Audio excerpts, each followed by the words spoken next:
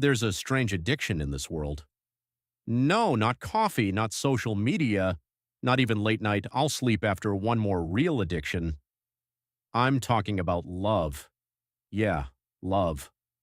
That thing that makes smart people suddenly type, "Good morning" at 2:17 p.m. because they forgot to reply earlier and now they're panicking like they missed a court hearing.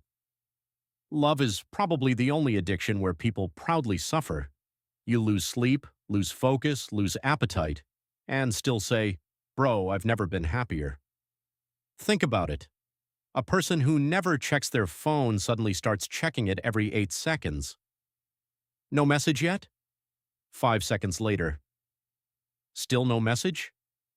At this point, your phone battery is more exhausted than you are. And the scary part, it starts so innocently. One random conversation, one laugh, one "take care," and suddenly your brain turns into a full-time detective agency. What did they mean by, Why did they react with only one emoji? Why was the message seen in 2 minutes yesterday but 11 minutes today?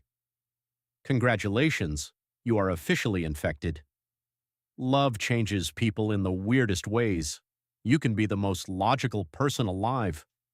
Maybe you calculate expenses perfectly, plan your future, think rationally, then boom. One cute smile and now you're listening to sad songs while staring at the ceiling like a philosopher who lost a kingdom. And don't even get me started on overthinking. When you love someone, your imagination deserves an Oscar. They reply late once and suddenly your brain creates 47 different scenarios. Maybe they're upset. Maybe they're losing interest. Maybe they joined a monastery and left society forever. Relax. Their phone probably just died. But no, love never lets you relax. That's why people call it an emotion. I call it emotional Wi-Fi. When the connection is strong, life feels amazing. When it gets weak, suddenly everything starts buffering. Food tastes different. Songs hit harder. Even the weather becomes dramatic. It starts raining outside and now you're acting like the main character of a movie. Meanwhile, your mom is yelling from the kitchen, "Stop being emotional and bring the groceries." And honestly, the funniest part about love is how it turns tiny things into huge events. They remembered your favorite snack, wedding bells in your head. They said, "Drive safe." You're already naming your future children. Love really said, "Here's the bare minimum. Now act crazy." But let's be real for a second. The addiction called love isn't just about romance. It's about attachment, about feeling seen, about finding one person whose presence makes ordinary days feel less ordinary. That's why people keep going back to it, even after heartbreak. Because deep down, everyone wants connection. Even the person saying, "I don't need anybody," secretly smiles when someone remembers the little things about them. That's the power of love. It sneaks into your life quietly. At first, they're just another person. Then suddenly they become the reason you check your phone, replay conversations, smile randomly, and stare at the screen like an idiot. And heartbreak? That's the withdrawal phase.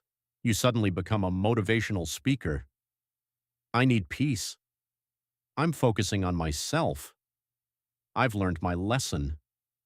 2 weeks later, you're stalking their profile with a fake account named user47291. Human beings are incredible. But here's the truth nobody talks about. Love itself isn't the problem. The addiction begins when we start expecting love to fix everything inside us. When we depend on one person for all our happiness, peace, confidence, and self-worth. That's when things get dangerous. Because real love should add to your life, not become your entire life. The healthiest love feels calm, not confusing, not painful, not like solving a math equation at 3 a.m. And yes, butterflies are cute, but consistency? That's the real magic.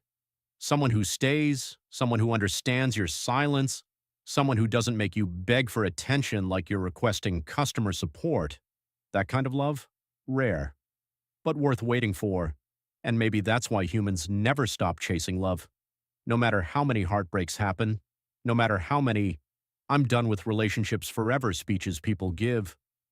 One genuine connection can restart the whole system again.